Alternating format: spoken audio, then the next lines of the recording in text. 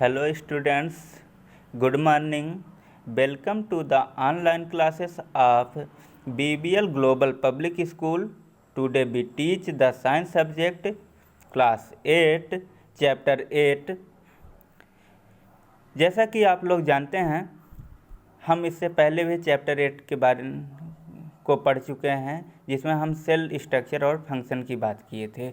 Okay, आज हम उसी चैप्टर को कंटिन्यू करते हैं और इसी में पढ़ते हैं न्यूक्लियस जिसका प्लूरल होता है न्यूक्लियाई। न्यूक्लियस कंट्रोल एवरीथिंग्स, यानी कि न्यूक्लियस कंट्रोलिंग पावर रखता है, यानी कंट्रोल करता है, यानी कि सेल के जितने भी फंक्शंस हैं, ठीक, उनको कंट्रोल करने का कार्य करता है। सेल में क्या पाया जाता है? माइटोकॉन्ड्रिया पाई जाती है, गोल्गी बॉडी पाई जाती है, एंडोप्लाज्मिक रेटिकुलम पाया जाता है, राइबोसोम पाया जाता है। ये सब अलग अलग फंक्शन करते हैं, तो उनके फंक्शन को कंट्रोल करने का काम कौन करता है? न्यूक्लियस करता है। Most cell have only one nucleus. Cells like muscles cells have more than one nucleus. ज़्यादातर सेल में एक न्यूक्लियस पाया जाता है, लेकिन कुछ ऐसे सेल होते हैं जैसे मसल का सेल, इसमें एक से अधिक न्यूक्लियस पाए जाते हैं। Nucleus is a spherical body consist of 4 part. Nucleus spherical body होता है, यानी न्यूक्लियस राउंडेड होता है, गोलाकार होता है, और इसके 4 पार्ट होते हैं। कौन कौन से? न्यूक्लियर मेम्ब्रेन, न्यूक्लियर सैप या न्यूक्लियोप्लाज्म, न्यूक्लियोलस और क्रोमोसोम्स, जिनको क्रोमैटिन कहते हैं, क्रोमैटिन थ्रेड बोला जाता है। आइए हम स्ट्रक्चर में देखते हैं। तो जो सराउंड किया हुआ स्ट्रक्चर है उनको हम क्या कहते हैं? न्यूक्लियर मेम्ब्रेन कहते हैं। और न्यूक्लियर मेम्ब्रेन के बीच बीच में टिनी पोर्स पाए जाते हैं, जिनको हम न्यूक्लियर पोर कहते हैं।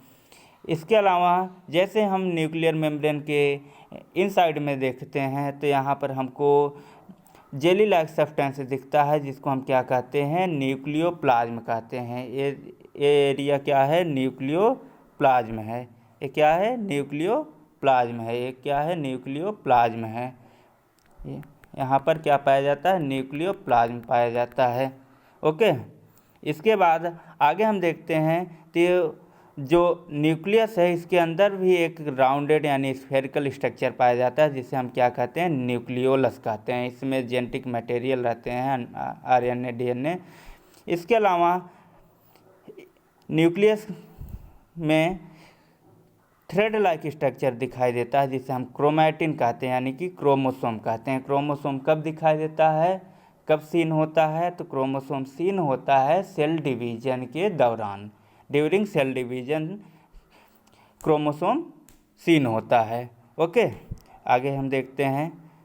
The outermost covering layer of the nucleus is called nuclear membrane. यही बात है कि जो आउटर मोस्ट कवरिंग लेयर होता है उसी को हम क्या कहते हैं? न्यूक्लियर मेम्ब्रेन कहते हैं। It separate the nucleus from the cytoplasm. और ये क्या करता है?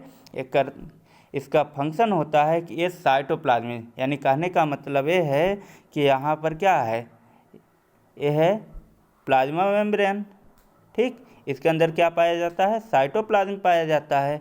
तो साइटोप्लाज्म से न्यूक्लियस को क्या करते हैं? अलग करते हैं, सेपरेट करने का कार्य करते हैं। ओके, आगे देखते हैं।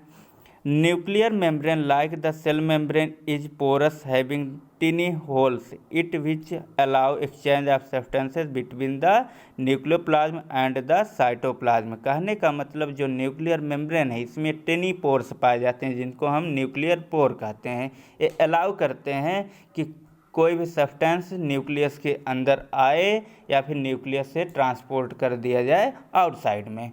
ओके, आगे देखते हैं। The jelly like fluid inside the nucleus is called the nucleoplasm. Chromosomes and nucleoli are present in the nucleoplasm. कहने का मतलब जो न्यूक्लियर मेम्ब्रेन है, इसी के अंदर जेली लाइक सब्सटेंस पाया जाता है। इसी के अंदर क्या पाया जाता है? जेली लाइक सब्सटेंस पाया जाता है, जिसको हम क्या कहते हैं?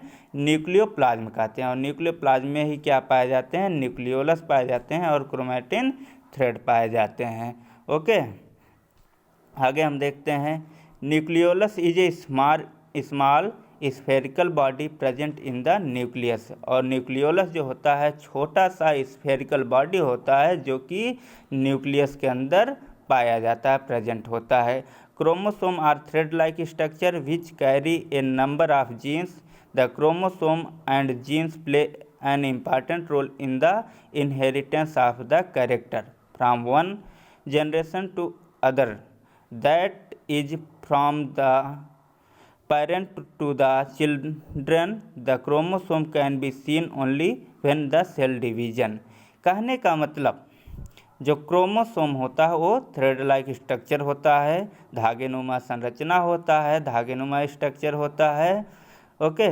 और एक कैरी करते हैं, इनके पास पाए जाते हैं नंबर्स ऑफ जीन, यानी बहुत सारे जीन पाए जाते हैं जो कि कौन सा फंक्शन करते हैं, इनका रोल क्या है, इन जीनों का रोल क्या है। जीनों का रोल है इनहेरिटेंस ऑफ कैरेक्टर, यानी कि कैरेक्टर को इनहेरिट करना।